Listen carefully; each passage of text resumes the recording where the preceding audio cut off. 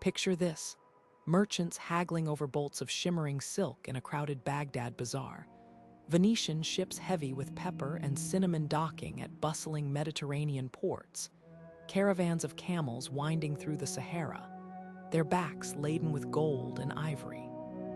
These weren't just scenes of everyday commerce.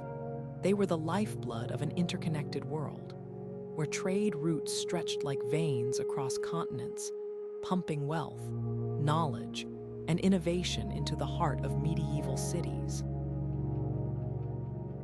What began as simple paths for exchanging goods became the superhighways of their time, turning obscure villages into powerhouses of culture and commerce. And today, we're going to trace the footsteps of those who walked these legendary routes, uncovering how 21 of them reshaped the destiny of entire civilizations. Think about the last time you bought something from halfway across the world with just a click. That convenience, it has roots deeper than you might realize. Centuries before globalization became a buzzword, medieval traders were already knitting the world together, one route at a time. From the Silk Road's winding trails to the monsoon-powered voyages of the Indian Ocean, these networks didn't just move goods, they moved ideas. The spices that flavored feasts in Europe, the paper that preserved knowledge in the Islamic world, the steel that forged empires, all of it flowed along these ancient corridors of exchange. But here's what's truly astonishing. Many of the cities that thrived along these routes, Venice, Samarkand, Timbuktu, didn't just grow rich. They became melting pots of art, science, and philosophy, places where the world's cultures collided and created something entirely new. So why does this matter to us today? Because these routes were more than just economic engines. They were the first draft of our modern world. The partnerships, the rivalries, even the supply chain snarls we think of as modern problems.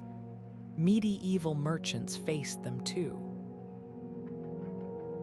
Over the next 21 stops on this journey, you'll see how a single trade route could turn a sleepy port into a cosmopolitan hub, how a daring sailor's discovery could rewrite maps, and how the hunger for something as simple as pepper could change the course of history. This isn't just a story about the past. It's about the foundations of everything from your morning coffee to the smartphone in your hand. Ready to set sail? Let's begin where it all started, with the most famous trade route in history, the Silk Road, and the cities it lifted from obscurity to glory. The Silk Road wasn't just a single path. It was a sprawling web of routes, stretching over 4,000 miles from the bustling markets of En in China to the glittering ports of Constantinople. Imagine caravans of merchants braving deserts where temperatures swung from scorching days to freezing nights, crossing mountain passes so high the air grew thin, all to transport treasures like silk, a fabric so prized in Rome that it was worth its weight in gold. But silk wasn't the only commodity shaping destinies along this route. Spices like cinnamon and ginger traveled west, while glassware and silver flowed east, creating an exchange that transformed economies. And then there were the intangible goods. Buddhist monks carrying scriptures from India, Arab scholars sharing advances in astronomy, and the revolutionary secret of papermaking slipping out of China, a technology that would change how the world recorded knowledge forever. Cities along the Silk Road didn't just profit from trade, they became crossroads of civilization. Take Samarkand, where Persian, Indian, and Chinese influences blended into a vibrant tapestry of architecture and science. Its grand bazaars buzzed with dozens of languages, and its libraries housed translations of works from distant lands. Then there was Constantinople, the golden gateway between East and West, where silks from China met Mediterranean wines, and where the Byzantine Empire grew wealthy, taxing the flow of goods. These weren't just stops on a map. They were melting pots where religions, languages, and innovations collided, sparking breakthroughs that echoed across centuries. What made the Silk Road truly revolutionary, though, was its role as history's first information superhighway. The spread of Buddhism from India to East Asia, the transmission of Greco-Roman medical knowledge to the Islamic world, even the movement of crops, like peaches from China to Persia, all happened because this route wasn't just about commerce. It was about connection. And when the Mongols unified much of the Silk Road under one empire in the 13th century, trade and ideas flowed faster than ever, laying groundwork for the globalized world we know today. Yet for all its glory, the Silk Road also had a darker side. Bandits lurked in remote stretches, and cities like Baghdad suffered when trade routes shifted. But its greatest legacy endures, proof that when cultures exchange goods, they inevitably exchange ideas, and that's how progress is made. Now, let's turn our gaze north, where another route carried a different kind of treasure. The Amber Road wasn't about silk or spices, but a golden substance forged by time itself. While the Silk Road dazzled with its silks and spices, Northern Europe had its own glittering treasure, amber, the gold of the north. This golden resin, fossilized over millions of years, wasn't just jewelry to the ancient world. It was thought to hold the power of the sun itself, capturing light even in darkness. From the Baltic coast, where it washed ashore, to the palaces of Rome, where emperors coveted it, the Amber Road became a lifeline for cities daring enough to master its trade. Imagine Viking traders bartering chunks of amber for silver in bustling Scandinavian markets, or Roman nobles paying fortunes for carved amber amulets they believed could ward off evil. This wasn't just commerce, it was alchemy, turning something as simple as tree resin into a symbol of status and superstition. Cities along the Amber Road didn't just grow, they transformed. Take, where Baltic fishermen once gathered amber from the shore. By the Middle Ages, it had become a powerhouse, its guilds controlling the polishing and trade of amber with an iron grip. Then there was Vienna, sitting at the crossroads where northern amber met Mediterranean goods, its markets buzzing with Slavic fur traders and Germanic merchants haggling over prices. These cities thrived because they didn't just move goods, they added value. Amber rough from the Baltic was carved into intricate figurines by craftsmen in Prague, then shipped south to adorn the crowns of kings. Honey from Polish forests and furs from Russian trappers traveled the same routes, creating an exchange that turned local products into international luxuries. But the Amber Road's real legacy wasn't just wealth, it was cultural fusion. Norse sagas tell of amber's mystical origins, while Slavic tribes used it in rituals to honor their gods. When Roman artisans incorporated Baltic amber into their designs, they unknowingly wove northern myths into southern art. Even the Vikings, often remembered as raiders, were crucial middlemen, their ships linking the Baltic to the Black Sea through river networks. This route didn't just transport goods, it carried stories, beliefs, and artistic styles, blending them into something new. What made amber so special? Part of its allure was its rarity. No other substance quite like it existed in the ancient world.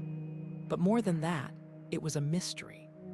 Philosophers like Pliny the Elder puzzled over how it formed, while healers ground it into powders claiming it could cure ailments. When a piece of amber was found with an ancient insect trapped inside, it sparked debates about time and nature that wouldn't be settled until modern science. In many ways, the Amber Road was as much about curiosity as it was about commerce, a reminder that trade routes have always been highways for ideas as much as for goods. Now, let's leave the frosty Baltic behind and follow the scent of something even more intoxicating: the spices of the East. From the monsoon winds that powered Arab dhows to the bustling ports of Zanzibar, the Indian Ocean's spice route was about to rewrite the map of the world. If the Silk Road dazzled with fabrics and the Amber Road shimmered with golden resin, the spice route overwhelmed the senses. A cascade of aromas so potent they could mask the stench of medieval cities. Flavors so intense they redefined European cuisine, and profits so vast they bankrolled empires. Picture Arab dhows with their triangular sails skimming across the Indian Ocean, their hulls stuffed with pepper from Kerala, cinnamon from Sri, cloves from the each spice worth its weight in gold by the time it reached Venice or Alexandria. But this wasn't just about seasoning food. In an era before refrigeration, spices preserved meat and disguised spoilage, making them as essential as they were luxurious. And the cities that controlled their trade, they didn't just prosper, they became legends. Take Calicut on India's coast, where Chinese porcelain met Persian carpets in markets so rich that the Portuguese explorer reportedly wept upon arriving there in 1498. Or Zanzibar, the spice island off East Africa, where Omani sultans grew wealthy auctioning cloves to European merchants. These weren't just ports, they were cultural cauldrons. In Calicut, Hindu temples stood alongside Muslim mosques, and Jewish traders haggled with Buddhists over sacks of cardamom. The spice route didn't just transport goods, it dissolved borders, creating hubs where a Tamil chef might share recipes with a Yemeni sailor, or a Gujarati weaver could barter with a Venetian merchant. What made spices so revolutionary, though, was how they reshaped the world map. When Europe's elites developed a taste for pepper, it sparked a frenzy of exploration. Portugal's daring voyages around Africa, Columbus's accidental stumble into the Americas, all were driven by the hunt for cheaper spice routes. And the consequences were staggering. The same cloves that flavored medieval feasts funded the rise of the Dutch East India Company, arguably the world's first multinational corporation. Even the phrase peppercorn rent traces back to this era, when landlords accepted literal peppercorns as payment for land. Yet the spice route's most enduring legacy might be how it rewrote biology. Cinnamon trees smuggled from Sri took root in Zanzibar, forever altering local ecosystems. Arabian horses bred in India created new cavalry strains. And perhaps most astonishing, the humble black rat, stowing away on spice ships, unwittingly spread the bubonic plague, a grim reminder that trade routes carried more than treasures. Now, let's journey from the humid spice markets of the Indian Ocean to the scorching sands of the Sahara, where caravans of camels moved a different kind of currency, not spices, but the two commodities that built empires: gold and salt. Beneath the blistering sun of the Sahara, where shifting dunes could swallow entire caravans, a different kind of treasure moved silently across the sands, not silk or spices, but something far more essential. The Trans-Saharan trade route was a brutal marathon of survival, where merchants navigated by the stars. braving sandstorms and scorching heat to connect the gold-rich kingdoms of West Africa to the bustling markets of the Mediterranean. At the heart of this exchange lay two commodities so vital they shaped empires: gold from the mines of Mali and Ghana, and salt harvested from the Sahara's ancient seabeds. In a world without refrigeration, salt wasn't just a seasoning, it was life itself, preserving food and sustaining armies. And in the markets of North Africa, gold from the south bought salt by the pound, often traded at a 1-to-1 ratio. Imagine a merchant weighing a block of salt against a nugget of gold, each equally precious in their own way. The cities that thrived along this route became legends. Take Timbuktu, a name that still echoes with mystery. What began as a humble campsite for Tuareg nomads exploded into a cosmopolitan hub, its libraries overflowing with illuminated manuscripts, its universities drawing scholars from across the Islamic world. Here, under the shadow of the towering mosque, astronomers charted the stars, mathematicians refined algebra, and poets penned works in Arabic, Songhai, and Berber. Timbuktu wasn't just a trading post. It was a beacon of knowledge, proof that commerce and culture could flourish even in the harshest environments. But the Sahara's real power lay in its ability to connect worlds.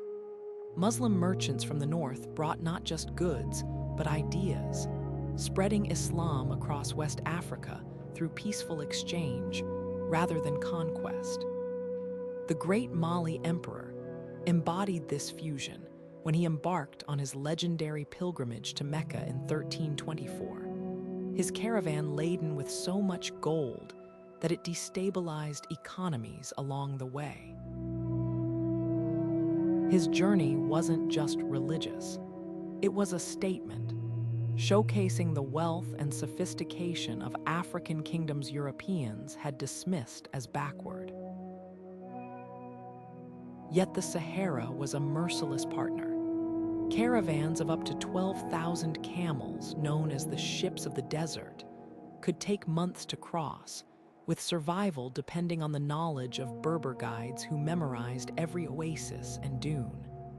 The risks were staggering: bandits, thirst, and the ever-present threat of getting lost in a sea of sand. But the rewards, they built dynasties. The salt mines became so valuable that their walls were literally made of salt blocks, while the gold of Mali financed everything from Moroccan palaces to Italian banks. What made this route revolutionary wasn't just the wealth it moved, but the bridges it built between continents. African ivory reached Byzantine palaces, while Mediterranean glass beads found their way to the courts of West African kings. Even today, the legacy lingers in the blue robes of the Tuareg, dyed with indigo from the north, or the intricate mud brick architecture of a style born from the fusion of Saharan and Sahelian traditions. Now, let's trade desert sands for the icy waters of the Baltic, where a league of cities banded together to dominate northern trade with a ruthlessness that would make modern corporations blush. While the Sahara's caravans moved gold and salt, Northern Europe had a different kind of power broker, not kings or emperors, but an alliance of merchants so formidable they called it the League. Picture a 14th century dock-in. Ships from Norway unload barrels of pickled herring, Flemish weavers inspect Baltic wool, and Russian fur traders haggle over prices, all under the watchful eye of the League's officials, who could impose trade bans on entire cities with a stroke of a pen. This wasn't just a trading network, it was a merchant-run empire, stretching from London to Novgorod, with its own laws, armies, and even its own navy. At its peak, the League wasn't just influential, it was indispensable. Take the humble herring, a fish so abundant in the Baltic that it became medieval Europe's protein staple. Merchants perfected the art of salting and barreling them in coastal towns turning a perishable resource into a commodity that fed armies and fueled urban growth.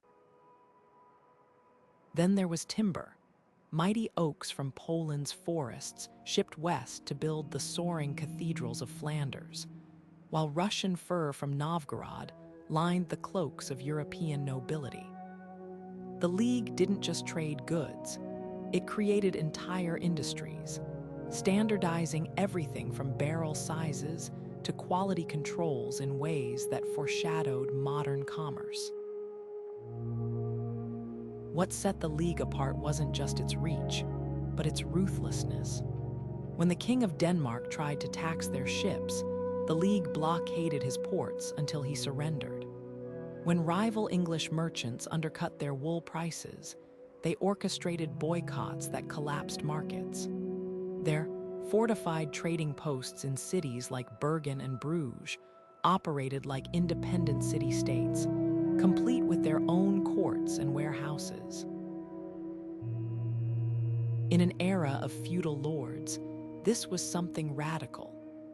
A proto-corporation wielding economic power as ruthlessly as any crown. Yet the League's greatest innovation might have been trust. In an age when deals were sealed with handshakes, they developed a system of credit notes and contracts enforceable across borders. A merchant in Riga could sell grain to a buyer in Cologne without either fearing betrayal, because the League's courts would settle disputes and its reputation ensured compliance. This web of mutual reliance turned the Baltic into what historians call Europe's first common market, a preview of the globalized economies to come. So why did this juggernaut crumble? The rise of Atlantic trade routes played a role, but so did its own rigidity. When Dutch and English ships began bypassing middlemen, the League clung to old monopolies rather than adapting. By the time's last war galleys sailed in the 16th century, the future belonged to new powers, ones that looked not east to the Baltic, but west to the open ocean. Now, let's leave the foggy north for sun-drenched ports where Venetian galleys and Arab dhows mingled, the Mediterranean, where trade wasn't just about goods, but empires clashing and merging in a dance of spices, silks, and seafaring ambition. The Mediterranean shimmered with more than just sunlight. It was a liquid highway where the fortunes of empires rose and fell on the tides of trade. But no route captured the imagination of medieval Europe quite like the Levant, that narrow strip of land where Asia, Africa, and Europe collided. Here, Venetian galleys jostled with Arab dhows in the harbors of Tyre and Tripoli. Their cargo holds overflowing with indigo dye so vibrant it stained the robes of kings, glass so clear it rivaled diamonds, and silks woven with patterns that told stories of distant Samarkand. What made the Levant route extraordinary wasn't just the goods. It was how this tiny corridor became the hinge upon which the medieval world turned. Take the dye trade alone. Tyrian purple, extracted from thousands of crushed sea snails, was so labor-intensive to produce that a single pound could cost 3 years' wages. Byzantine emperors reserved it for royal robes, declaring sumptuary laws to keep it from common hands. Then there was Damascene glass, blown with techniques so advanced that Venetian artisans would later kidnap Syrian glassmakers to steal their secrets. These weren't just commodities. They were status symbols that defined power across continents. And at the heart of it all stood cities like Acre, where Frankish knights, Armenian merchants, and Egyptian spice traders shared tavern tables, creating a Babel of languages and deals struck with handshakes and gold dinars. The Crusades didn't just disrupt this trade, they supercharged it. When European knights marched east, they returned with cravings for Eastern luxuries their homelands couldn't replicate. Damascus became the ultimate middleman, its souks offering Persian carpets alongside Venetian mirrors, its workshops producing steel blades so legendary they inspired myths about swords that could slice through falling silk. Even conflict couldn't stifle commerce during truces. Crusaders and Saracens traded openly, with Italian merchants acting as neutral brokers. The real surprise: many holy warriors stayed not for faith, but for fortune. Templar knights became bankers financing trade, while Genoese ships transported pilgrims alongside pepper sacks, proving profit often trumped piety. What set the Levant apart was its role as a cultural translator. Arabic numerals entered Europe through its ports, revolutionizing mathematics.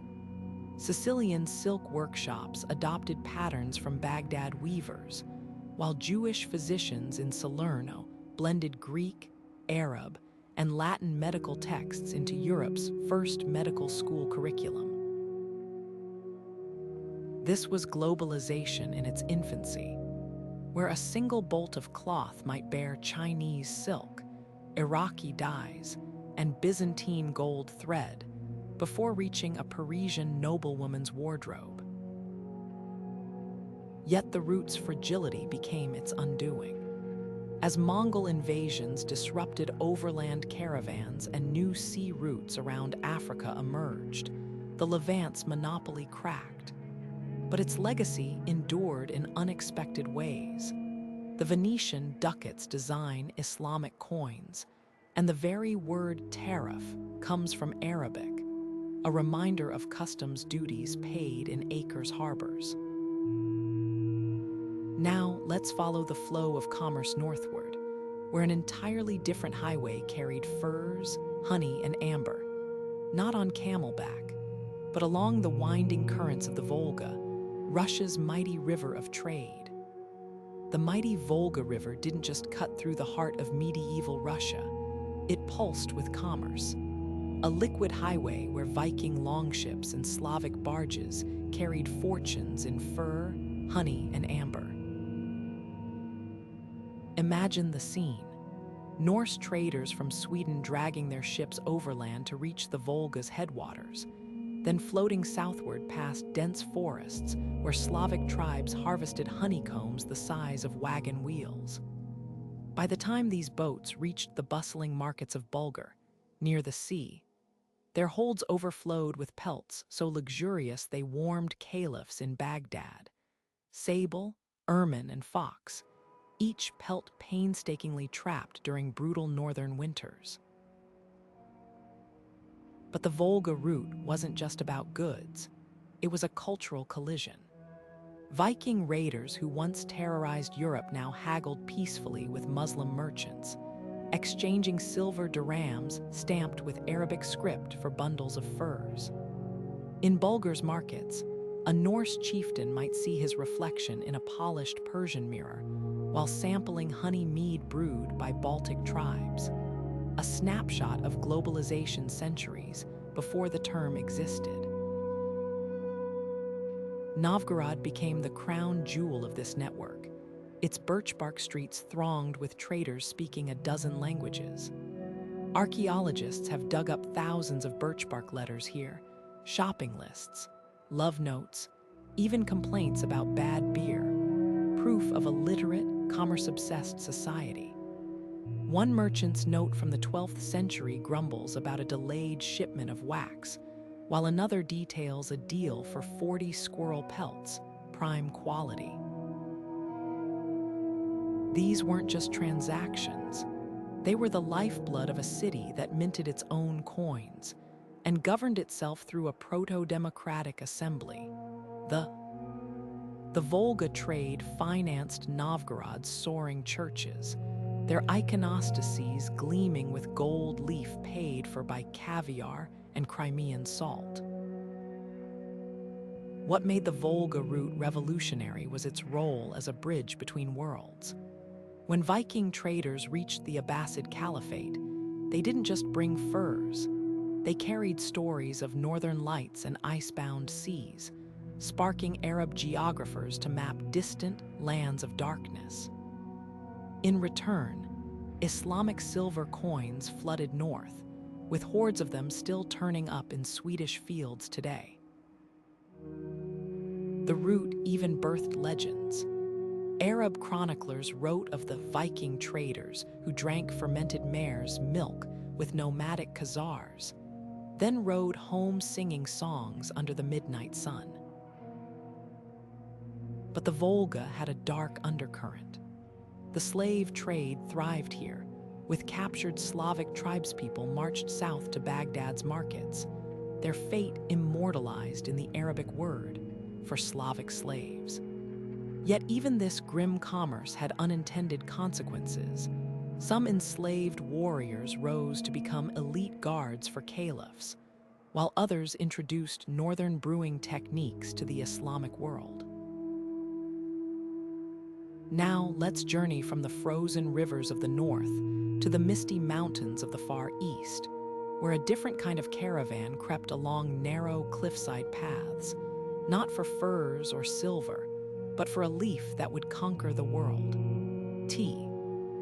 The tea horse road awaited, where Tibetan ponies and Chinese bricks of fermented tea forged an empire of taste. High in the mist-shrouded mountains between China and Tibet, where paths clung to cliffs like spider's silk, one of history's most improbable trade routes gravity and logic.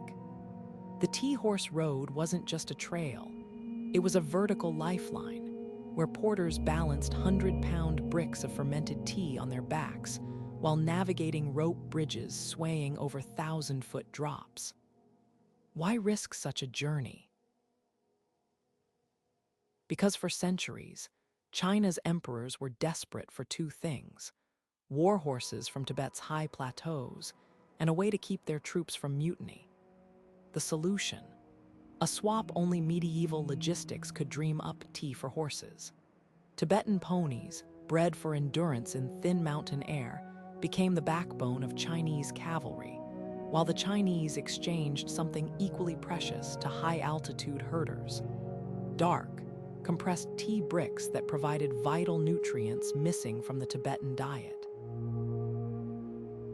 This wasn't just commerce. It was survival symbiosis, etched into the slopes of the Himalayas. With its cobblestone streets and canals, became the beating heart of this trade. Caravans of merchants, often led by women, unusual for the time, organized convoys of mules and yaks, their saddlebags stuffed with tea bricks stamped with imperial seals. The journey could take half a year, with stops at where porters guzzled butter tea to ward off altitude sickness. But the tea horse road moved more than just cargo. Buddhist monks hitched rides with merchant caravans, bringing scriptures from India's monasteries to Tibetan temples. Artisans traded techniques. Tibetan metalworkers taught Chinese smiths how to craft intricate silver filigree, while Chinese potters introduced glazes that transformed Himalayan ceramics. Even today, you can taste the fusion. Tibetan butter tea, a salty, creamy brew, began as a way to stretch precious tea bricks further by mixing them with yak butter.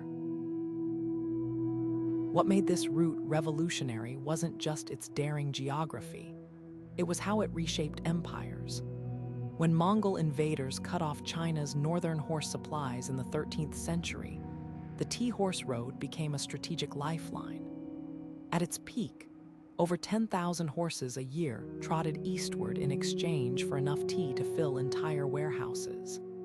The Ming dynasty, even established a tea and horse bureau to regulate the trade, punishing smugglers with execution.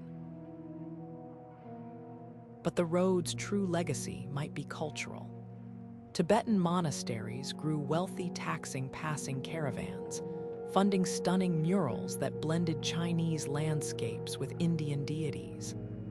Meanwhile, the route's relay system, where fresh porters took over at each mountain pass, inspired China's later postal networks. Yet the tea horse road's most enduring gift was accidental. Those fermented tea bricks, they were the original energy bars, packed with vitamins that prevented scurvy among highland herders. When British merchants later tried to replicate the trade with Indian tea, Tibetans rejected it. Their bodies had evolved to crave the unique microbes in Yunnan's fermented leaves. Even now, scientists study those ancient tea bricks for probiotics lost to modern processing. Now, let's trade mountain switchbacks for river currents as we follow the corridor, a watery highway where wine, wool, and whispers of rebellion flowed through the heart of medieval France. The rivers didn't just carve through the heart of medieval France. They pumped life into its cities, carrying not just goods, but the very ideas that would redefine Europe. Picture wine barrels from Burgundy floating south to the sun-baked ports of, where Italian merchants swapped them for silks and spices.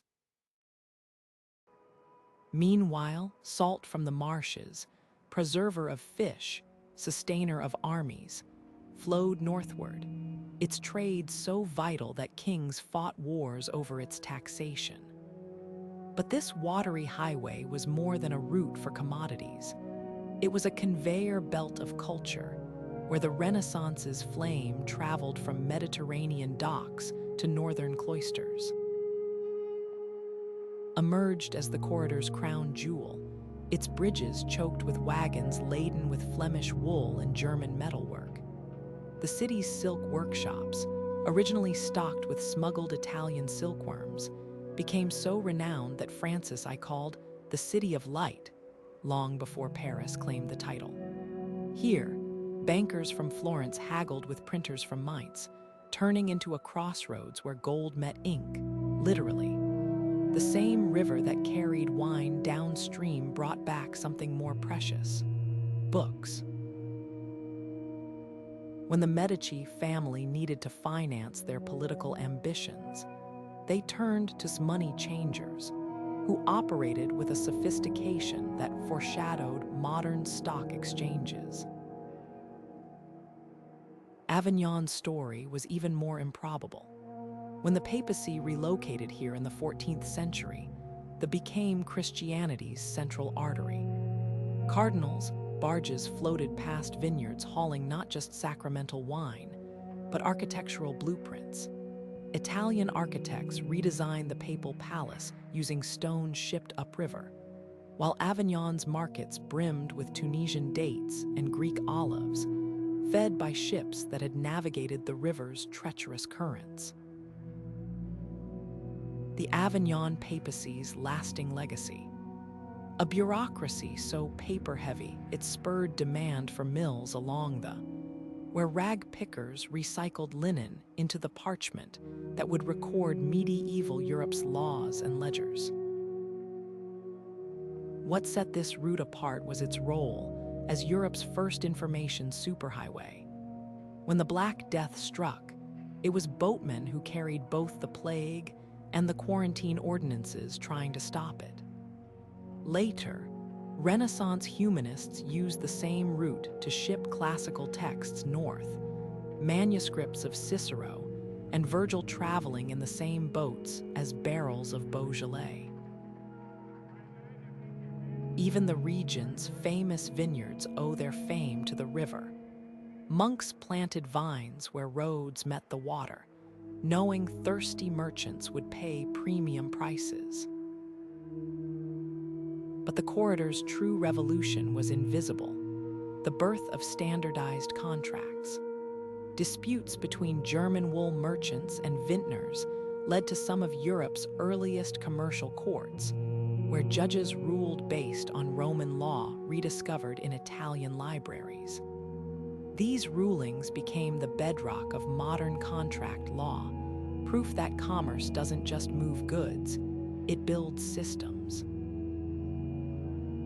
Now let's shift from the wine-dark rivers of France to the silver-dappled waves of the Baltic, where fortunes were made not on vines, but on the humble herring, a fish so abundant it fed millions, and so lucrative it bankrolled empires.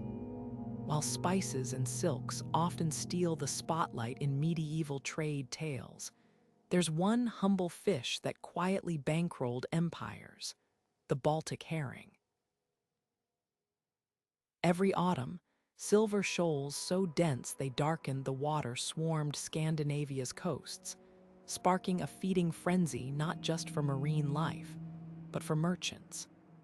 Picture the docks of 14th century Stockholm, wooden barrels taller than a man being packed with layers of salt and fish, their pungent aroma mixing with the shouts of German traders haggling over prices.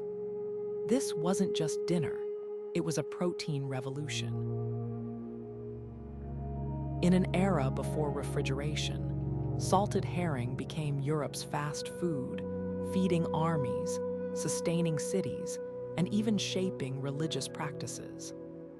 The Catholic Church's meatless Fridays, they turned herring into a pious commodity, with demand so relentless it transformed fishing villages into overnight.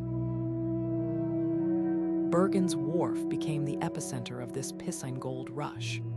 Here, under the watchful eye of merchants, Norwegian fishermen unloaded catches so vast they were measured not by weight, but by the barrel, up to 100,000 packed annually at the trade's peak. The leagues here operated like a fishy Wall Street, setting prices, regulating quality, and even issuing credit notes backed by future catches. But the real innovation was in preservation.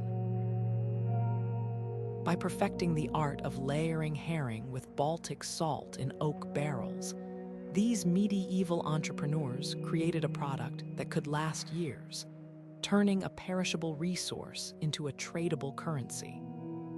A single barrel could feed a peasant family through winter, making it as valuable as a sack of grain. What made herring truly revolutionary was its role in urban expansion. Cities like and grew fat on the trade, their towering brick churches financed by fish taxes. The nutrient-rich protein fueled population booms across northern Europe. Historians estimate that without this cheap, abundant food source, cities like London might never have grown beyond their medieval walls. Even warfare bent to the herring's logic. During the war, Danish blockades targeted herring fleets, knowing starving an enemy of protein was as effective as burning their crops. Yet the herring trade's most enduring legacy might be ecological. When shifting ocean temperatures altered migration patterns in the 15th century, it didn't just crash local economies, it sent shockwaves through geopolitics. The League's power waned as herring schools moved, while Dutch fishermen adapted with new netting techniques, rising to dominate the trade. This piscine pivot previewed a modern truth: commerce and climate have always been entangled. Now, let's leave the fish-greased gears of Baltic commerce for the fiery heart of Central Europe, where another unglamorous commodity, copper, forged empires and minted the coins that made medieval markets hum. While spices and silks dazzled the senses, there was another medieval commodity that built empires not through beauty, but brute utility: copper. This humble metal, from the depths of Hungarian mines and smelted in German foundries, became the backbone of Europe's economy in ways few modern viewers would expect. Picture the ringing hammers of Nuremberg's metalworkers shaping copper into sheets thinner than parchment, or merchants weighing ingots with scales so precise they could detect a single coin's difference. Copper wasn't just useful, it was revolutionary. When mixed with tin, it became bronze for church bells that could be heard for miles. When alloyed with zinc, it transformed into brass for navigational instruments that guided ships across uncharted seas. But its most transformative role, coinage.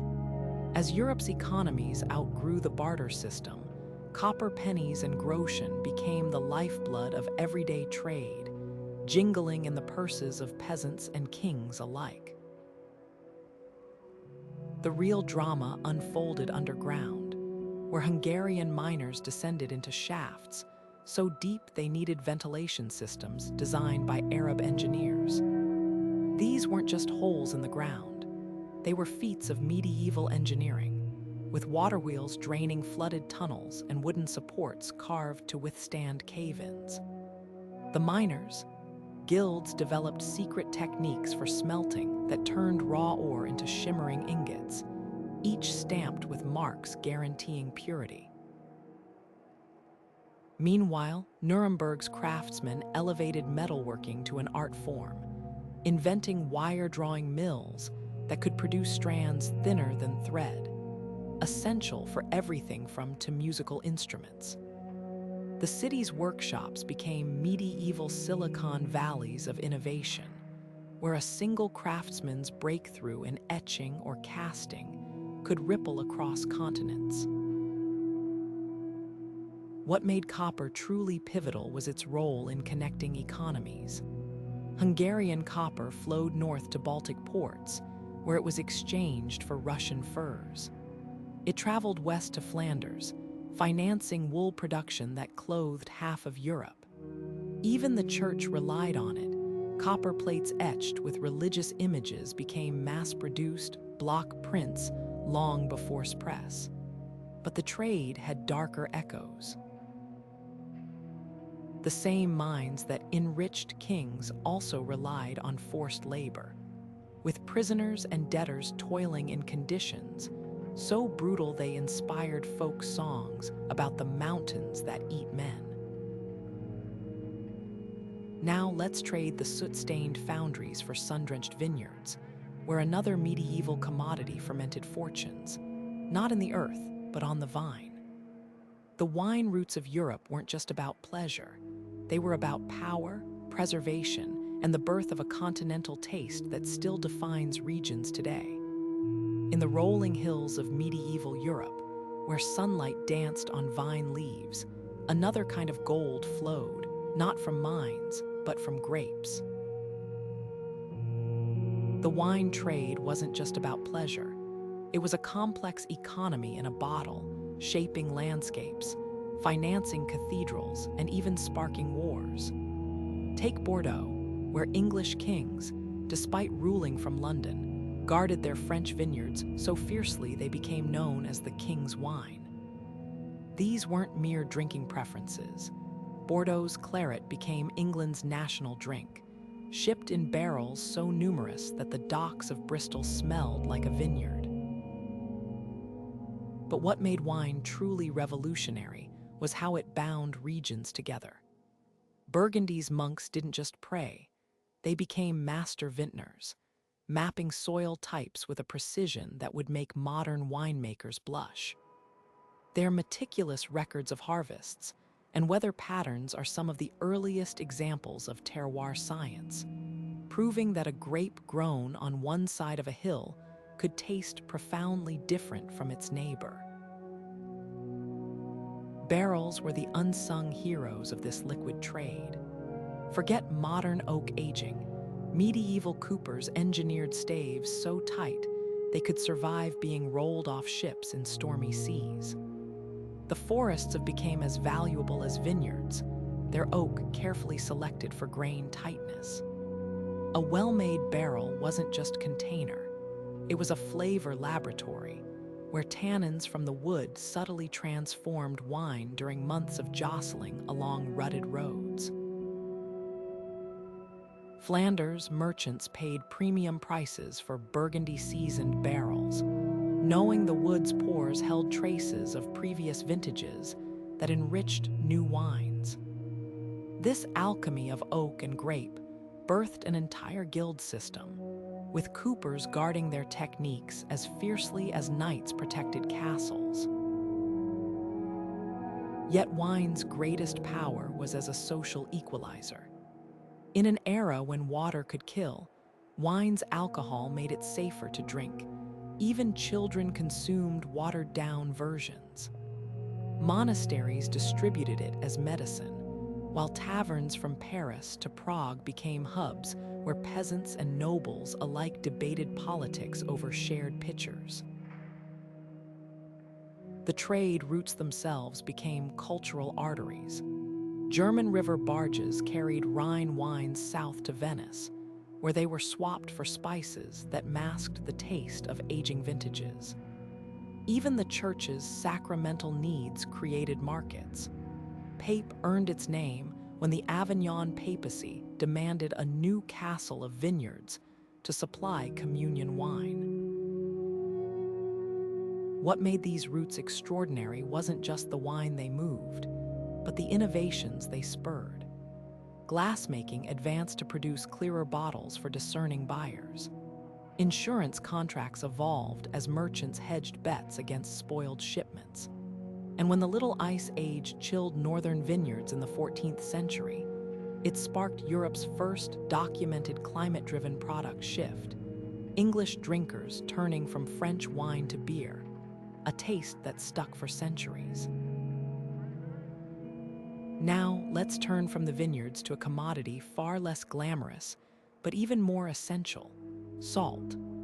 While wine delighted the palate, salt preserved empires, carving roads across continents where every grain was worth its weight in survival. Salt wasn't just a seasoning in the medieval world. It was survival itself. A crystalline currency so precious that towns like Salzburg literally took their names from it. Imagine a winter without refrigeration, when the only thing standing between a family and starvation was a cache of salt-cured meat or fish. Now picture the caravans that made this possible. Ox-drawn carts creaking under slabs of white gold, mined from alpine tunnels, or evaporated from North Sea marshes, their roots etching permanent marks on the landscape. Workers pumped brine from deep beneath the earth, boiling it in vast iron pans until only glittering crystals remained, each granule destined to preserve herring in Scandinavia, flavor cheese in Lombardy, or even stiffen the leather armor of French knights. The economics of salt were staggering. In some regions, a bushel could trade for equal weight in silver, and salaries were literally paid in salt, hence the word salary. When the Holy Roman Emperor needed funds, he didn't raise taxes, he leased to merchants, creating Europe's first commodity markets. Towns like Hall in Tyrol grew fat on salt tariffs, their coffers overflowing as every barrel bound for Venice or Vienna paid a toll. But the real power of salt lay in its ability to build infrastructure. Salzburg's mine financed the construction of an underground pipeline system, so advanced it used hollowed-out tree trunks to transport brine over miles, medieval engineering at its finest. What made the salt trade revolutionary wasn't just wealth, but its role as a social equalizer.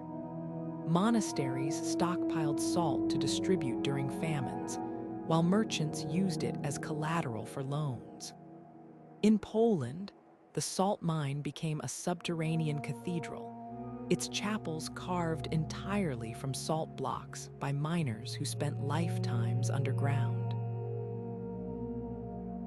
Even warfare bent to salt's logic. Besieging armies targeted salt stores, knowing starving a city of preservatives was as effective as burning its granaries. Now, let's journey from the white-crusted pans of Europe's to the frozen forests of medieval Russia, where fortunes were stitched together from the pelts of creatures that thrived in the cold. The fur trade wasn't just about luxury. It was a brutal economy of survival, where a single sable pelt could buy a peasant's freedom, and the hunger for warmth built empires.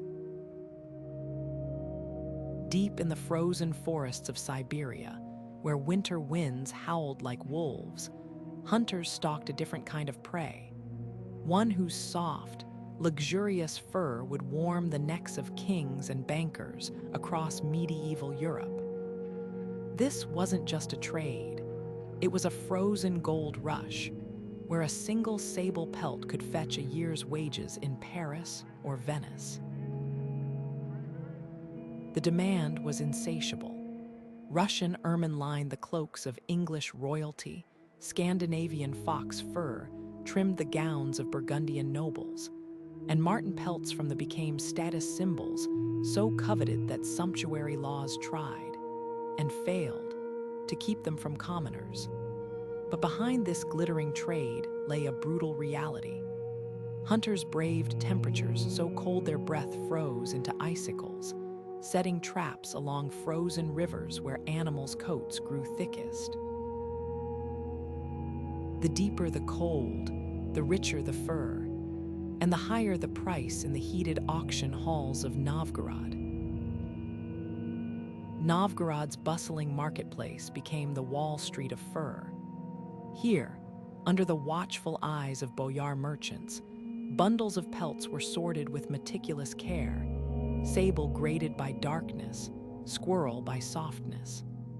The city's wealth built onion-domed churches where frescoes depicted Nicholas, patron of merchants, watching over deals sealed with silver ingots and wax-sealed contracts. But the real innovation was in logistics. Novgorod's traders developed a relay system where Finnish trappers handed pelts to Karelian middlemen, who passed them to Russian carters, each link in the chain adding value through tanning or transport. By the time these furs reached Bruges or London, they'd changed hands a dozen times, their price multiplying with each transaction.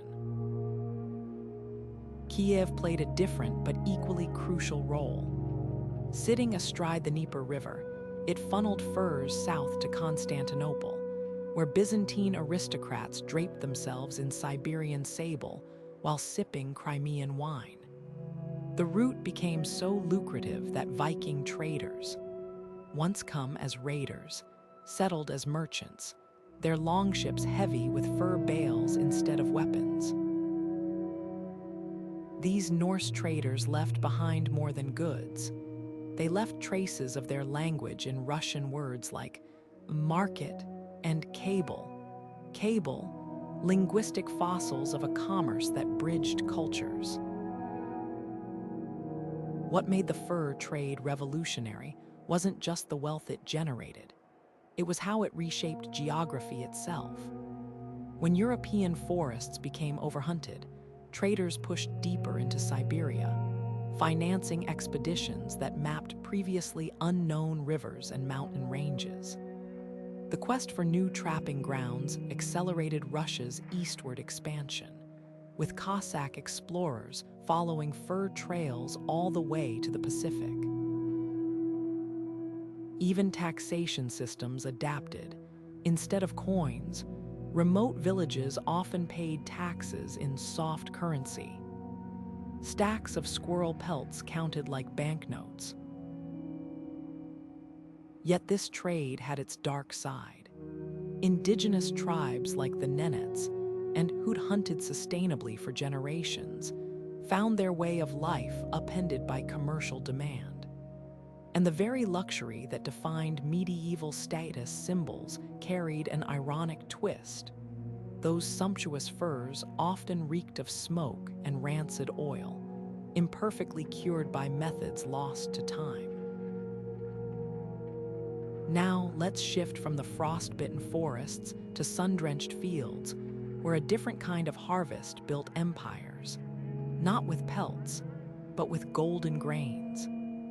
The Mediterranean grain trade didn't just fill stomachs. It fueled the rise and fall of civilizations, turning modest ports into strategic prizes that kings would fight centuries of wars to control. Beneath the scorching Mediterranean sun, where the Nile's fertile delta met the sea, fleets of ships laden with golden wheat set sail for hungry cities half a world away. This wasn't just commerce, it was lifelines woven from grain. Egypt's harvests, nurtured by the river's annual floods, became the breadbasket of Byzantium, while Sicily's sun-drenched fields filled the bellies of Venice's booming population. A single bad harvest could spark riots in Constantinople's streets, so emperors kept granaries stocked like armories, knowing bread was more stabilizing than armies. But the grain trade wasn't just about survival. It sparked revolutions in farming.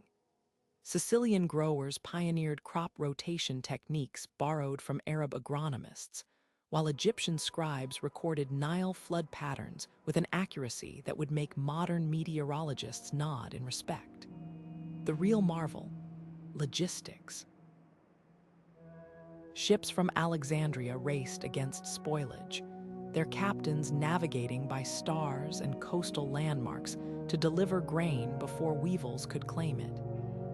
In Venice, the state took over grain distribution, creating Europe's first centralized food security system, proof that full stomachs were the foundation of empire. Yet the grain trade's most surprising legacy was cultural.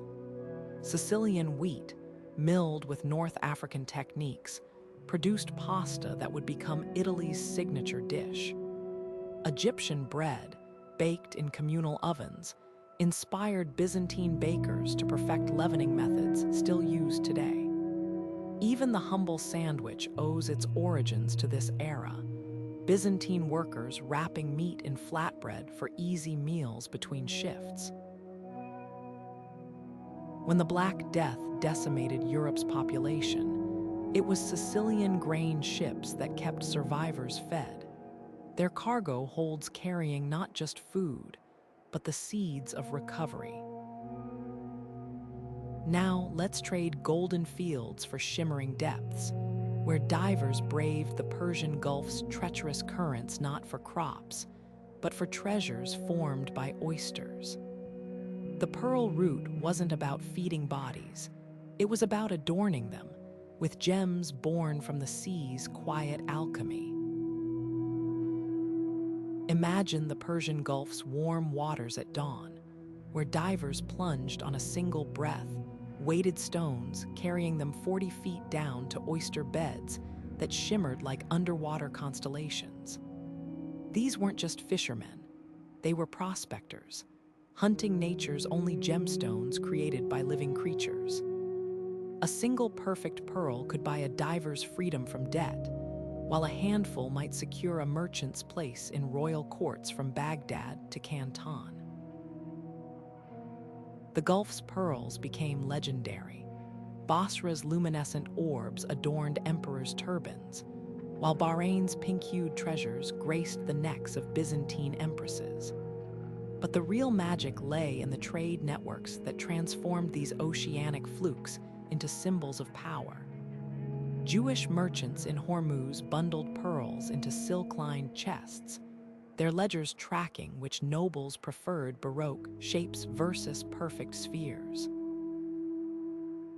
Armenian caravans carried them overland to Constantinople, where artisans embedded them into gospel covers that glowed like starry skies. What made the Pearl Route extraordinary wasn't just luxury, it was risk. Divers, often enslaved or indebted, faced jellyfish stings, shark attacks, and the bends long before medicine understood decompression. Their oral histories, passed down in rhythmic work songs, hold some of humanity's earliest recorded knowledge of marine ecology. Meanwhile, Persian Gulf merchants developed early insurance systems, pooling funds to compensate families when divers didn't surface. The trade even birthed specialized professions. Pearl testers who could detect fakes by rubbing gems on their teeth, and drillers who hollowed pearls with bow-powered tools finer than needles. When Portuguese invaders disrupted the route in the 16th century, they didn't just steal wealth, they shattered an ecosystem. Gulf towns that had thrived emptied as European demand shifted to New World silver. Yet the pearl route's legacy lingers in unexpected places. The Arabic word, lulu, for pearl gave us lullaby, a nod to the songs that calmed anxious divers' children.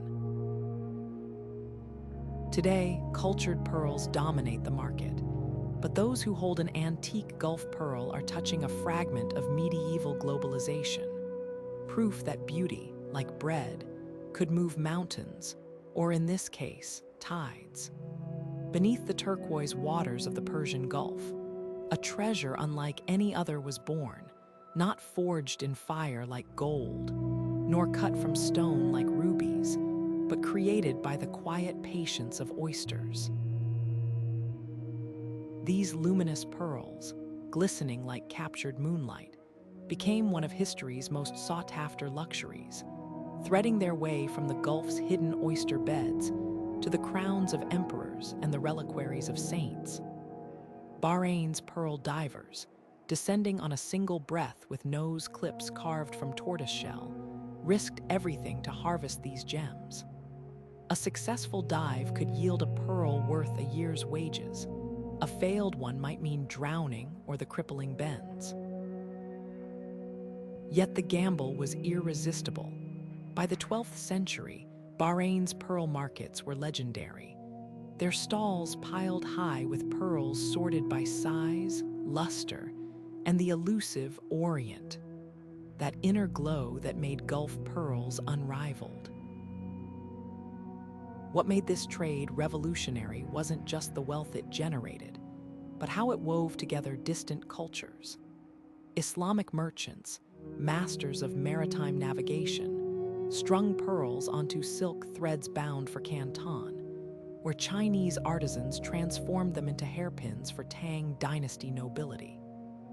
Venetian traders, learning of these treasures through Arab middlemen, smuggled them into Europe inside hollowed-out wax candles to evade tariffs.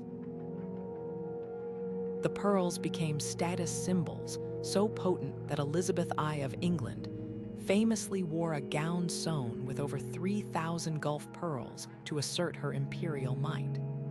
But the route carried more than gems, it carried artistry. Persian miniature painters ground pearls into pigment for their radiant whites, while Byzantine goldsmiths used them to mimic dewdrops on reliquaries holding saints' bones.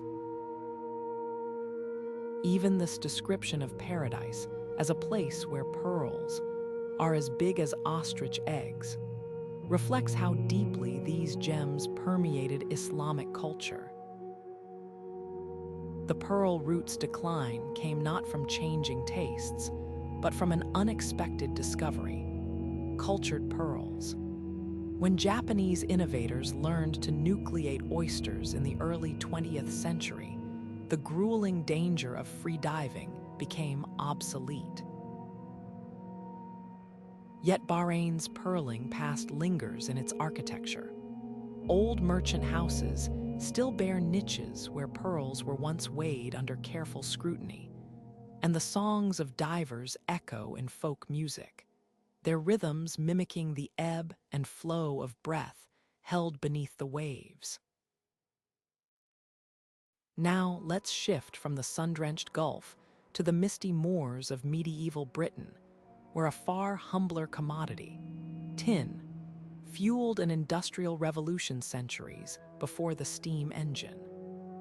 Buried in the rocky soils of Cornwall and Devon, This unassuming metal would become the backbone of Europe's Bronze Age, its trade routes etching paths that shaped nations. Beneath the windswept cliffs of Cornwall, where Atlantic waves pound against rugged shores, miners carved deep tunnels into the earth long before Rome's legions set foot on Britain. Their prize, tin, a dull gray metal that would become the silent engine of Europe's Bronze Age. While gold and silver glittered in royal treasuries, it was Cornish tin that truly transformed civilizations. Mixed with copper from distant mines, this unassuming ore-forged bronze, the alloy that built everything from Greek statues to Celtic swords. The trade was ancient even by medieval standards. Phoenician merchants reportedly sailed past the Pillars of Hercules as early as 1200 BCE to barter for British tin, their ships heavy with Mediterranean olive oil and glass. By the time Roman engineers documented Cornwall's mines in the 1st century CE, the trade routes were already old, etched into the landscape like the veins of ore themselves. What made Cornish tin so extraordinary was its purity. Unlike continental sources often laced with impurities, Cornwall streams carried nuggets of nearly pure cassiterite, a tin oxide so easily smelted that local tribes could trade ready-made ingots. These weren't just raw materials. They were standardized commodities, often cast into distinctive X-shaped bars that became a trademark of British quality across Europe. The tin roads leading inland from Cornwall's ports buzzed with activity, ox-drawn carts creaking under loads of metal, guarded by warriors whose bronze spearheads were, ironically, made from the very cargo they protected. Coastal hubs like Mounts Bay became medieval wall streets, where Flemish merchants traded wool for tin, and Norse raiders sometimes swapped plunder for ingots rather than risk the treacherous mines. The real magic happened when Cornish tin met Cypriot copper. Shipped across the channel and down the river, British tin arrived in Mediterranean foundries, where artisans alloyed it into bronze at ratios so precise, roughly 1 part tin to 9 parts copper, that modern metallurgists still marvel at the consistency. This wasn't just craftsmanship, it was chemistry on an industrial scale. The resulting bronze armed Roman legions, roofed Byzantine churches, and even found its way to West Africa, where Benin's artisans used recycled European bronze to cast their famed plaques. Cornwall's wealth grew not from hoarding its tin, but from fueling a continent-wide supply chain, an early lesson in how specialization breeds prosperity. Yet the tin trade's darkest legacy lay beneath the surface. Miners, often enslaved or indebted, worked in tunnels so narrow they crawled on hands and knees, their lamps flickering in air thick with silica dust. The very bronze that built civilizations came at a human cost. Prehistoric skeletons found near mines show telltale signs of arsenic poisoning, a byproduct of smelting. Even the landscape bore scars. Streams ran milky white with crushed ore, and entire hillsides were gutted in pursuit of the metal that made the ancient world turn.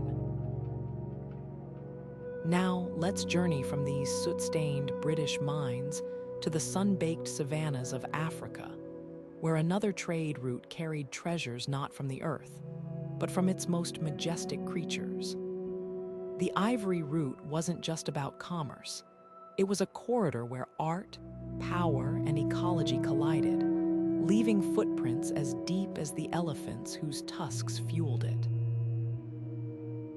Across the vast savannas of Africa, where elephants roamed in herds that shook the earth, another kind of white gold-fueled empires, not salt or silver, but ivory.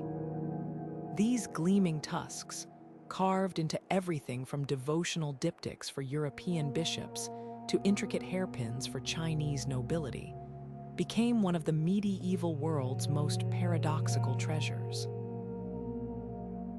In Mogadishu's bustling ports, Swahili merchants weighed ivory against Indian spices, while in Timbuktu's scholarly circles, tusks were traded for manuscripts bound in gold leaf leather. But this wasn't just a story of luxury. It was a cultural exchange that stretched across continents, carried on the backs of camels and the hulls of dhows. A single tusk could pass through a dozen hands, from Songhai hunters to Berber middlemen to Venetian craftsmen, each adding value until it became a chess piece in a sultan's palace or an altarpiece in a Gothic cathedral. The real genius of the Ivory Route lay in its adaptability. In East Africa, Swahili city-states like and Mombasa became cosmopolitan hubs where Arab shipbuilders shared monsoon navigation techniques with Bantu traders, creating a hybrid maritime culture. Their language, a blend of Bantu grammar and Arabic vocabulary, became the lingua franca of coastal trade, peppered with loanwords from Persian and Hindi. Meanwhile, West African carvers in Benin and Ife developed techniques so refined that their ivory masks, some depicting Portuguese traders with curled beards and wide-brimmed hats, became diplomatic gifts coveted by European royalty. These weren't just commodities. They were canvases where African artistry met global demand, creating objects that told stories of cross-cultural encounters. Yet the ivory trade's legacy was double-edged. The same roots that spread Swahili poetry and architectural styles also deepened Africa's connections to less savory markets. As demand grew, elephant herds dwindled, forcing hunters to venture deeper into uncharted territories. And tragically, the networks built to transport ivory would later be repurposed for a far darker trade, one that shackled millions. The camels that once carried tusks across the Sahara would soon bear human cargo, and the ships that exported carved ivories would become floating prisons. This shift didn't happen overnight, but the economic infrastructure of the ivory trade laid tracks for what would become history's most horrific commerce. Even now, traces of this golden age survive in unexpected places. The word Simba, made famous by a certain Lion King, originally entered Swahili from Arabic traders describing the strength of elephants. And in Lisbon's, a 16th century salt cellar crafted by Benin artisans from African ivory and European silver stands as a silent witness to an era when two continents met not through conquest, but through craftsmanship. The Ivory Route's greatest lesson: that beauty and brutality often travel the same roads. A truth we'll confront head-on as we turn to the trade that continents and reshaped the modern world. Among the darkest currents of medieval commerce flowed the slave trade, a brutal network that wove together 3 continents while unraveling countless lives. Venice's Rialto markets displayed human captives alongside spices and silks, their prices haggled over like any other commodity. In Cairo's bustling slave markets, young boys from the Eurasian steppes were trained as elite soldiers, while African women sold into domestic service carried their culinary traditions across the Mediterranean, unwittingly introducing foods like okra and coffee to new lands. The scale was staggering. Ninth century Baghdad reportedly had over 15,000 enslaved workers digging its canals, and Viking traders transported Slavic captives. The origin of the word, slave from Baltic ports to Moorish Spain. This wasn't just an economic system. It was an engine of cultural transformation powered by unimaginable suffering. The geography of this trade revealed its complexity. Scandinavian raiders captured Anglo-Saxons to sell in Byzantine markets, while Arab traders transported people from East Africa to drain Iraq's salt marshes, a grueling labor that sparked one of history's largest slave revolts in the 9th century. Even the famed Silk Road carried human cargo, with Mongolian conquests flooding markets from Damascus to Delhi with war captives. Cities like in Crimea became nightmarish hubs where Genoese merchants traded Italian textiles for Golden Horde prisoners. Their cells built so close to the docks that the wails of families being separated carried out to sea. What made this system particularly insidious was how it intertwined with other trades. The same Venetian galleys that carried spices from Alexandria might return with human cargo purchased from Tatar slavers. Salt from essential for preserving food also preserved slaves during the deadly Saharan crossings, where caravans left trails of bones across the desert. The economic incentives were brutally efficient. A healthy male slave purchased for 10 dinars in Timbuktu could fetch 40 in after surviving the journey. Yet even within this horror, unexpected cultural exchanges occurred. Enslaved Korean artisans introduced Celadon pottery techniques to the Middle East, while African eunuchs in Ottoman courts became powerful political players. The musical traditions of enslaved Africans shaped Middle Eastern music, just as Slavic servants introduced fermented dairy techniques to Nordic cuisine. These unintended consequences don't mitigate the trade's cruelty. They reveal how even the darkest chapters of history leave complex legacies. Now, let's turn from this tragic commerce to a trade that spread not suffering, but enlightenment. The book trade of the Islamic world became medieval history's most unexpected revolution, where paper, ink, and ideas flowed along the same routes that once carried shackles and sorrow. From the scriptoriums of Baghdad to the street stalls of Cordoba, a quieter revolution was unfolding, one measured not in coins, but in codices.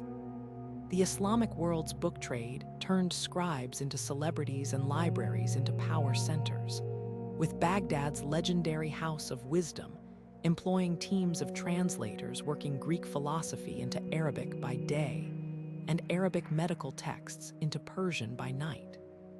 What fueled this intellectual explosion? A perfect storm of technology and tolerance.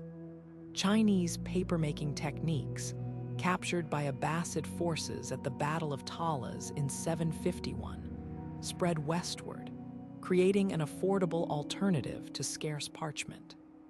Suddenly, a single Baghdad paper mill could produce more writing material in a month than all the sheepskins in Christendom could yield in a year. The numbers stagger modern imaginations.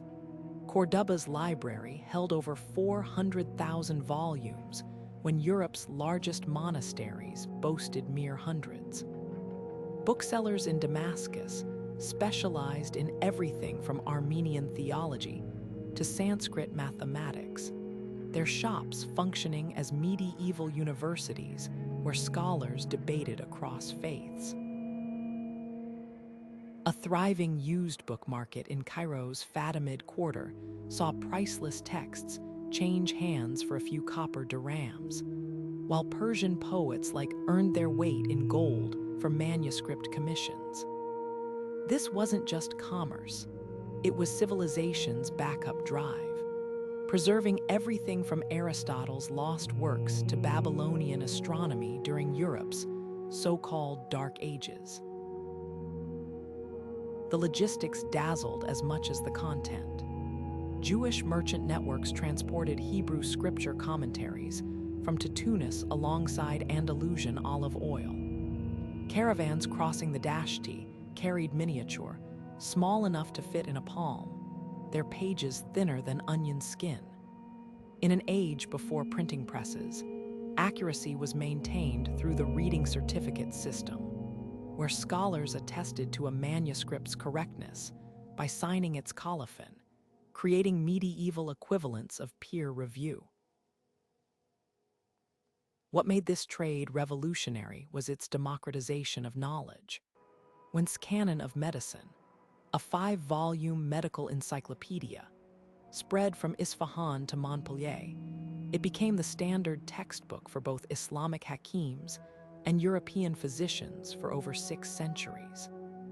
Persian mathematician Alsworks introduced algebra to the world through Latin translations, while Andalusian agronomists' farming manuals transformed Mediterranean agriculture. Even the humble footnote traces its origins to Baghdad's scribes, who added marginal commentaries that became integral to scholarly debate. The book trade's most enduring legacy, proving that ideas, once set loose on paper, could travel farther than any caravan, reshaping languages, sciences, and worldviews in ways no sword or silver coin ever could. As we'll see next, this intellectual commerce would eventually cross the Pyrenees, sparking a European Renaissance that began not with paintings or sculptures, but with the quiet turning of parchment pages. In the bustling markets of medieval Baghdad, books weren't just objects. They were currency for the mind, traded with the same fervor as spices or silks. Picture a scriptorium where scribes worked in shifts, copying texts by candlelight, their inkwells brimming with formulas perfected by Persian chemists. A single copy of Euclid's Elements, translated from Greek to Arabic, might travel from a Damascus paper mill to a bookseller's stall, then into the hands of a Sicilian scholar eager to decode its geometric secrets. This wasn't just commerce, it was a silent revolution. While Europe's monasteries hoarded knowledge behind cloistered walls, the Islamic world turned books into a democratizing force.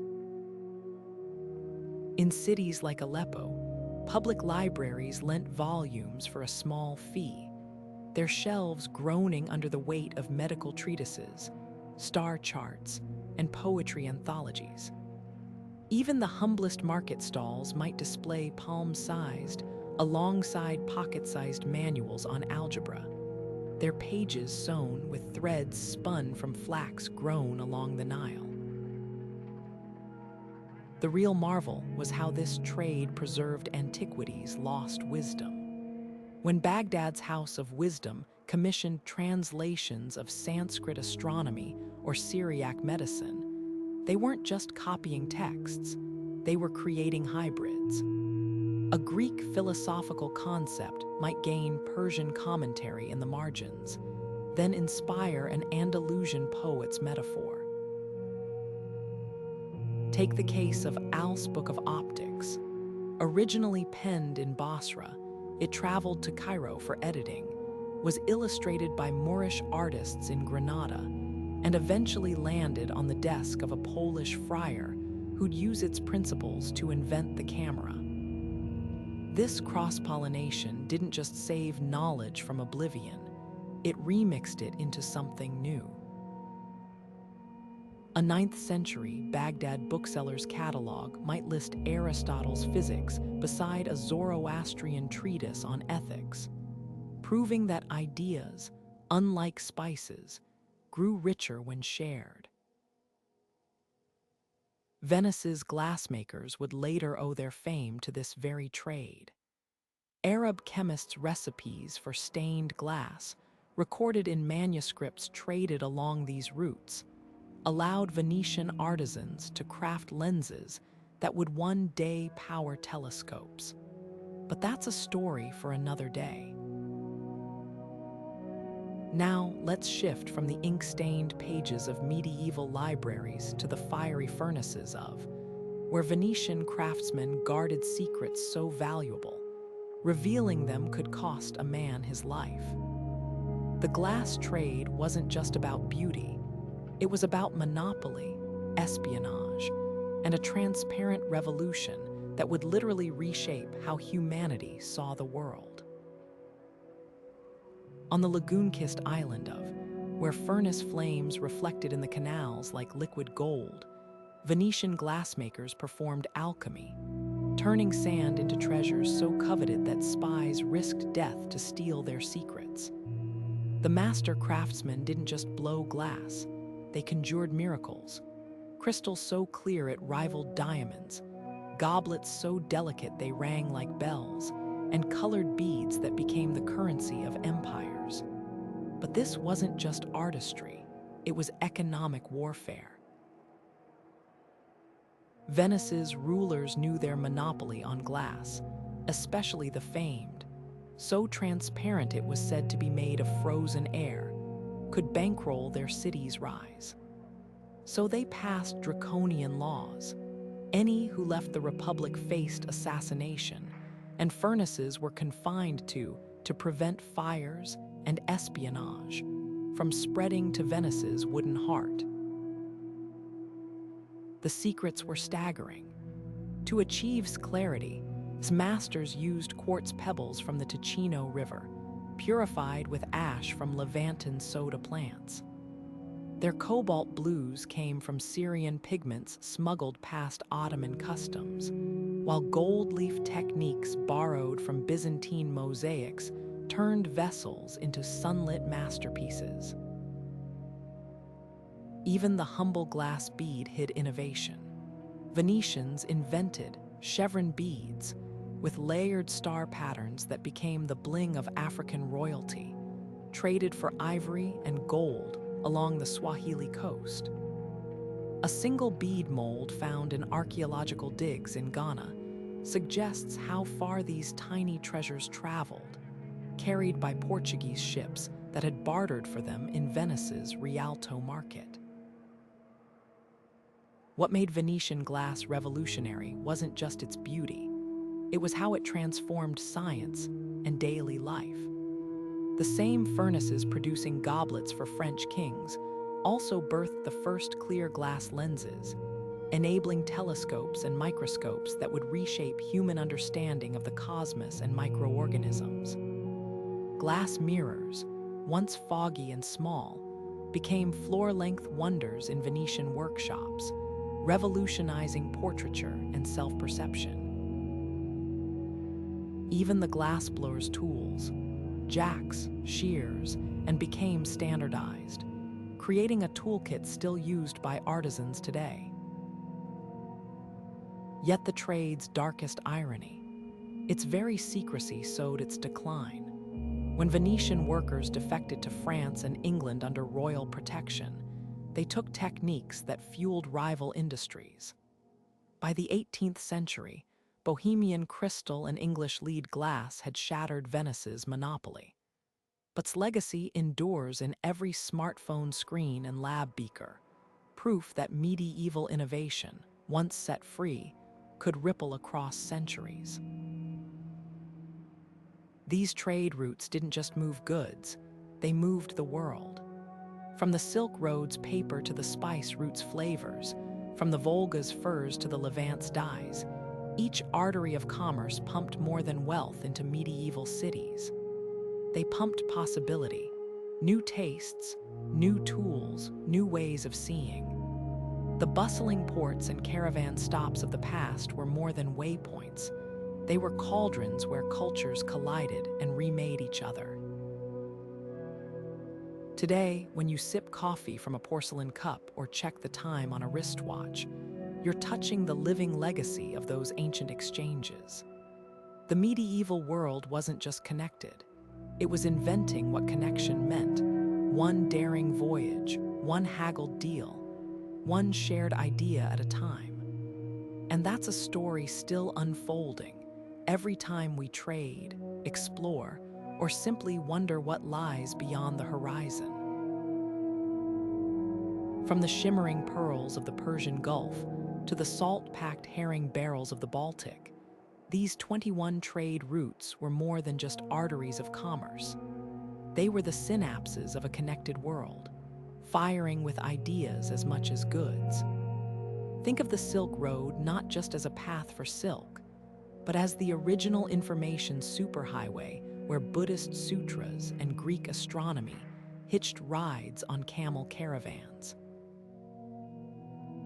Or consider how the humble herring trade built the towering brick cathedrals of cities, their spires financed by fish taxes.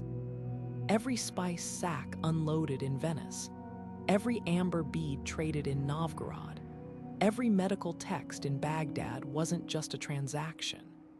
It was a thread in a vast, invisible web that bound continents together long before the term globalization existed. What's astonishing is how these routes didn't just move products, they moved paradigms. The paper that traveled from Samarkand to Sicily didn't just carry words, it carried revolutions, enabling everything from scientific treatises to love letters. The steel of Damascus, forged with techniques from India and Sri, didn't just arm warriors, it inspired metallurgists from Kyoto. Even something as simple as a Venetian glass bead, traded for African gold, could ripple across cultures, influencing art from Benin to Bohemia. These routes were alchemical cauldrons, where the mundane transformed into the extraordinary. Tree resin became amber amulets, sea snails became imperial purple, and fermented tea bricks became the currency of empires. Yet their true legacy isn't in the goods themselves, but in the collisions they sparked. When Arab mathematicians encountered Indian numerals on the spice route, they gave the world algebra. When African ivory met Chinese lacquer in Zanzibar's markets, new art forms emerged. The medieval world wasn't a collection of isolated civilizations.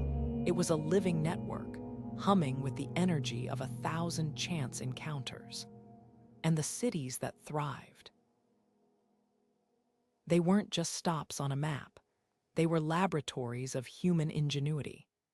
Timbuktu's libraries, Venice's glassworks, Calicut's spice bazaars, all became crucibles where the future was forged. So the next time you sip coffee brewed from Ethiopian beans or check the time on a watch with Venetian glass, remember, you're touching the living echoes of these ancient exchanges. The medieval world didn't just trade goods, it traded possibilities, and in doing so, built the foundations of our modern age. If this journey through history sparked your curiosity, let us know in the comments. What trade route fascinates you most? And don't forget to like and subscribe for more deep dives into the hidden stories that shaped our world. Until next time, keep tracing the invisible threads that connect